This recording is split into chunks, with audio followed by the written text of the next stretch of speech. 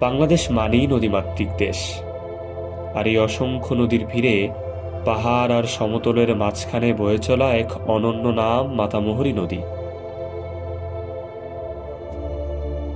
চট্টগ্রাম ও বান্দরবনের পাহাড়ি বুক চিরে জন্ম নেওয়া এই নদী শুধু পানি নয়, বয়ে নিয়ে চলে পাহাড়ের গল্প, বন পাহাড়ের নিঃশ্বাস আর প্রকৃতির নিখুঁত সৌন্দর্য। সো এভরিওয়ান, আমাদের নৌকা অলরেডি ছেড়ে দিছে অ্যান্ড আমরা দেখতেছি অনবদ্য কিছু সুন্দর সুন্দর জিনিস। অ্যান্ড দুই সাইডে জাস্ট পাহাড়, এই দেখেন, এদিকে ভিউটা জাস্ট দেখেন।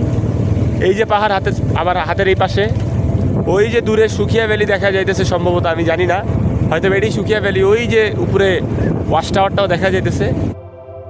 কখনো শান্ত, কখনো আবার পাহাড়ি ঢেউ নিয়ে ছুটে চলা মাতামুহুরী যেন প্রকৃতির এক জীবন্ত চিত্রকল্প। নৌকার ছলক ছলক শব্দের সাথে হাওয়ার মৃদু স্পর্শ মনটাকে নিয়ে যায় এক অজানা প্রশান্তিতে।